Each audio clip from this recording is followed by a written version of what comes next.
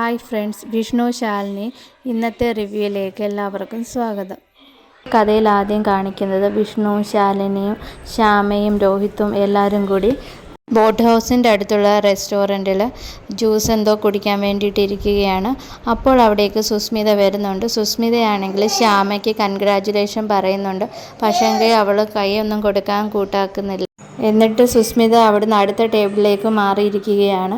എന്നിട്ട് സുസ്മിത അമ്മയെ വിളിച്ച് പറയുന്നുണ്ട്, ഇതേമാതിരി ഞാൻ കുറച്ച് വീഡിയോസും ഫോട്ടോസും അയക്കാം, അത് അമ്മയ്ക്ക് ഉപകാരപ്പെടുമെന്നൊക്കെ പറയുന്നുണ്ട്. അതേപോലെ തന്നെ ഇവർ തിരിച്ചു വരുമ്പോൾ ശാലിനിയുടെ കാര്യത്തിലൊരു തീരുമാനം ഉണ്ടാക്കണമെന്നും പറയുന്നുണ്ട്.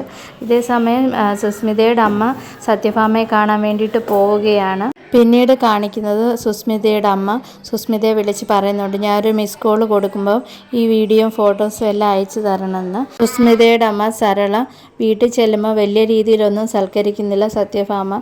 അവിടെ സിറ്റൗട്ടിൽ തന്നെ നിൽക്കുകയാണ്.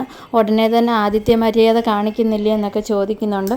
അപ്പോൾ സത്യഭാമയുടെ ഹസ്ബൻഡ് അകത്തോട്ട് ക്ഷണിക്കുകയാണ് സരളയെ. സത്യഭാമയുടെ വീട്ടിൽ പൊന്നിക്ക് പകരം വേറൊരു വേലക്കാരിയെ കാണുമ്പോൾ അവരെന്ത് ചെയ്യുന്നു അന്വേഷിക്കുന്നുണ്ട്. അപ്പം സത്യഭാമ പറയുന്നുണ്ട്, അവരെക്കുറിച്ച് ഞാനൊന്നും തിരക്കിയില്ല, ഇപ്പോൾ വരുന്നില്ലെന്ന്. അപ്പം സരള പറയുന്നുണ്ട്, അതൊക്കെ തിരക്കണമല്ലോ, വീട്ടിലെ ദാസിമാർക്കല്ല ഈ വീട്ടിലെ കാര്യങ്ങളെല്ലാം അറിയാവുന്നത്. അതേപോലെ പറയുന്നുണ്ട്, സുസ്മിത പ്രീതിയുടെ കുഞ്ഞിന് വിഷം കൊടുത്തെന്ന് പറയുന്നത് കണ്ടതും പൊന്നിയല്ലേ, അത് സത്യമാണെന്ന് എന്താണ് ഉറപ്പ്? ആ സമയത്ത് അവൾ ജയിലിലാണെന്നോ എന്തൊക്കെയോ പറയുന്നുണ്ട്. അതേപോലെ തന്നെ എല്ലാത്തിനും കാരണം ശാലിനി മാത്രമാണ്. സുസ്മിതയ്ക്ക് എപ്പോഴും ശാലിനിയോട് മാത്രമാണ് ദേഷ്യം ഉണ്ടായിട്ടുള്ളത്, അല്ലാതെ പ്രീതിയോടും രോഹിത്തിനോടും അതേപോലെ തന്നെ പ്രീതിയുടെ കുഞ്ഞിനോടും ഒന്നുമില്ല. അവൾക്കതിൻ്റെ കാര്യം എന്താണെന്നുള്ള രീതിയിലൊക്കെ പറയുകയാണ്. ശാലിനിക്കാണ് ഇതിൻ്റെ ആവശ്യം, ശാലിനിക്ക് സ്വത്തിന് വേണ്ടിയിട്ടാണ് ഇങ്ങനെ ചെയ്യുന്നത്. സത്യഭാമയുടെ സ്വത്താണെങ്കിൽ 2 മക്കൾക്കും അല്ലേ. അപ്പോൾ ആ രീതിയിൽ അത് കൈക്കലാക്കാൻ വേണ്ടിയിട്ടാണ് അങ്ങനെല്ലാം ചെയ്തതെന്നും പ്രീതിയെ കൊല്ലാൻ ശ്രമിച്ചതും അതേപോലെ തന്നെ കുഞ്ഞിനെ അവളുടെ കൈക്കലാക്കിയതും കൊല്ലാൻ ശ്രമിച്ചതും എല്ലാം അവളാണെന്നുള്ള രീതിയിലാക്കി തീർക്കാൻ നല്ലപോലെ ശ്രമിക്കുന്നുണ്ട്.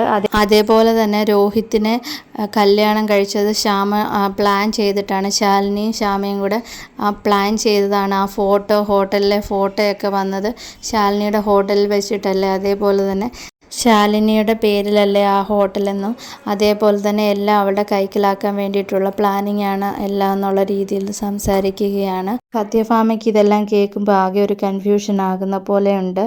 ഇതേ സമയം റെസ്റ്റോറൻറ്റിൻ്റെ അവിടെ ശാലിനി സുസ്മിത ഫോട്ടോ എടുത്തത് കാണുന്നുണ്ടല്ലോ. അപ്പോൾ ആ സപ്ലയറോട് എന്തോ ഒന്ന് പറയുന്നുണ്ട്, അത് പക്ഷേ ആരും കേൾപ്പിക്കുന്നില്ല. മിക്കവാറും സുസ്മിതയുടെ എന്തെങ്കിലും റിലേറ്റഡ് ആയിരിക്കും. എന്നിട്ട് എന്ത് ചെയ്യുന്നതെന്ന് വെച്ചാൽ ആ സപ്ലയർ സുസ്മിതയ്ക്ക് ഫുഡ് കൊടുക്കുമ്പോൾ അറിയാതെ ദേഹത്ത് ഒഴിക്കുന്നുണ്ട്. അത് മനഃപൂർവ്വം ചെയ്തതാണെന്നാണ് തോന്നുന്നത്. ശാലിനി പറഞ്ഞതായിരിക്കാം. അപ്പോൾ അവൾ റെസ്റ്റ് റൂം പോകുന്നുണ്ട്. ആ സമയത്ത് ചിലപ്പം ശാലിനി ഫോട്ടോ വല്ലതും ഡിലീറ്റ് ചെയ്യുകയോ മാറ്റുമോ എന്തെങ്കിലും ചെയ്ത് കാണും, അതാകാനാണ് സാധ്യത. പക്ഷേ അതൊന്നും കാണിക്കുന്നില്ല. ഇതേ സമയം സരള കുറച്ച് ഫോട്ടോസ് വീഡിയോസ് ഞാൻ അയച്ചു തരാമെന്നും പറഞ്ഞിട്ട് സത്യഭാമയ്ക്ക് അയച്ചു കൊടുക്കുന്നുണ്ട്. പക്ഷേ മനസ്സ് വിചാരിക്കുന്നുണ്ട്, സുസ്മിത എന്നോട് പറഞ്ഞില്ലല്ലോ അയച്ച കാര്യം എന്നൊക്കെ. എന്നിട്ട് ആ വീഡിയോസും ഫോട്ടോസും സത്യഭാമ കാണുന്നുണ്ട്, ഒന്ന് ലൈറ്റായിട്ട് ഞെട്ടുന്നുമുണ്ട്. അതോടെ ഇന്നത്തെ കഥ തീരുകയാണ്. Thank you.